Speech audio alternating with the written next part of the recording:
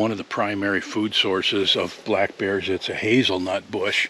It just happened to be right beside the trail here, and I thought I would stop and show it to you because they've been just wiping it out. They're just pulling the branches down, and you can see the hazelnuts right there. That's what they look like. And this last time I came through here, this was, I mean, it's not a tree, I guess it's a bush or a shrub that hazelnuts grow on. It was all standing upright, and now, as you can see, it's been completely pulled down, and they've been stripping the hazelnuts off of it. So it's that time of the year, August 29th. The hazelnuts are getting ready, and the bears are piling on them.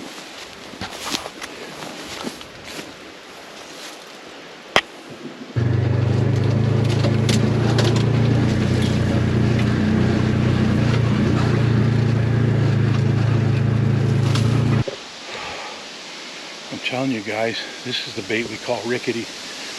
We got 2 barrels on it, and it is just, I mean, it looks like a bomb went off in here. If you had any idea what this looked like when we started, it was just super thick in here. But they've been knocking down branches. It's all opened up back in there from the bears and the trails and the, holy cow. So we just filled these 2 barrels, a 30 and a 40, or 2 30s. We just filled them 2 days ago, and they're both completely empty. And there's just bear scat everywhere. There was a bear standing here when I walked up. I came down that trail right there. There's the stand. You can see the stand right there. When I came to there, I could see a bear standing here. And he looked at me, and then he just stood there and looked at me for a second until I reached down to try to turn the camera on. And then he took off. But holy cow, it's unbelievable in here.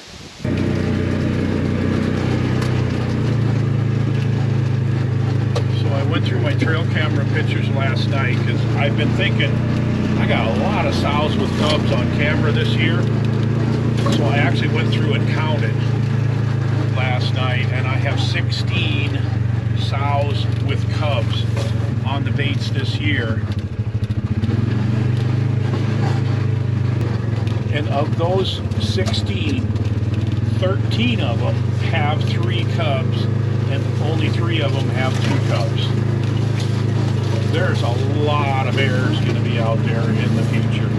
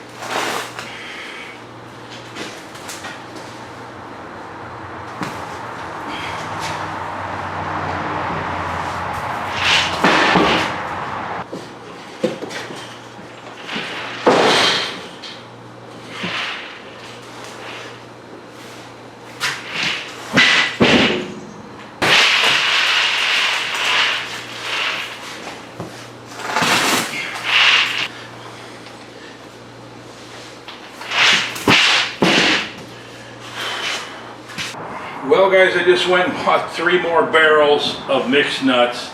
I pretty well bought everybody out of trail mix that is in this entire area. I've bought stuff from several different bait suppliers this year. These 3 barrels should hopefully get me through with what I've got back there. I got 2 full and 2 partial barrels back there, and hopefully should get me all the way through. But I'm telling you, I have spent over $6,000 on bait this year. It's absolutely bonkers out there. I've been doing this a long time, and I've never seen anything like it. I've got multiple bears on every bait. I think I'm feeding probably over 100 bears right now on 18 baits that I'm servicing regularly, and I can't keep the bait in front of them. I got some of them that I put 2 barrels out there, and they're eating it all in one 24-hour period. I've actually got one bait has so many bears on it that I baited it at noon and it was gone before the evening bears got there. 3 or 4 bears feeding on it all day, all night. It's just absolutely bonkers. I've got several baits like that the bears are just pounding. Yeah, it's crazy. So they're like, when they run out of bait, they're just absolutely destroying the barrels. They're bending them all out of shape. They're pulling them off the trees. I can't tell you how many times I've had to go reattach the barrels to the trees and try to bend them back into shape. People say, well, maybe you should use steel barrels, but the thing is, they can bend steel barrels just as easily, and it's just a lot harder to get them bent back into shape. So I don't know if this will ever happen again in my lifetime. Honestly, I've never seen anything like it. So we've had a lot of bears that are yearlings. Some baits have half a dozen or more, those 100 to 120 pound bears. We've got, I think I've got 12 to 15 over 300 pound bears. They're a lot less consistent than the smaller ones. I've got lots of sows with cubs, as I mentioned. There's about 60 sows with cubs that I'm feeding. The bigger bears are mostly nocturnal as usual, but I got a few that are making some mistakes and coming in the daylight or in that last 15 minutes of daylight, which is, bodes well for the hunters that want to hold out for a big bear and risk, not shooting one at all. I keep saying it's a really good year to draw a tag, but I don't know how else to put it. It's really something, guys. I got a lot of trail camera videos of bears fighting and interacting at the baits, and in some cases just laying down beside each other and eating. It's bizarre the way adult bears and young bears, sometimes they're fighting and sometimes they're just laying there, just chowing down together. Some people have asked about bear number 6007, which has had the 2 ear tags, and I've had him on different baits. A couple of years ago I had him on 2 baits that were 14 miles apart, and I believe he's back this year on one of the baits. He's only got an ear tag in his right ear, and it looks to me like maybe the one in his left ear got torn off, and he's 12 or 13 years old now. I kind of forgot, but I believe that's him. I'm pretty sure that's him. There is some competition out there, as I mentioned before. I had a guy that dropped in a bait 25 yards from one of my established baits that I hadn't baited yet, and I happened to run into him out there. He's on a side-by-side. I waved him down. He looked like he didn't really want to stop and talk to me, but I'm glad he did, and I said, look, you put in that bait right beside where my bait would typically go, and I said, but are you an outfitter or you just drew a tag? And he said, yeah, it took me 4 years to draw the tag. And I'm like, okay, it's all yours. I'll worry about that bait next year and 3 years after that. You can have it. And that's the easiest way to get along with people in that situation. There's no shortage of places to shoot a bear this year. I've also got other people that dropped in baits pretty close to mine in a couple situations.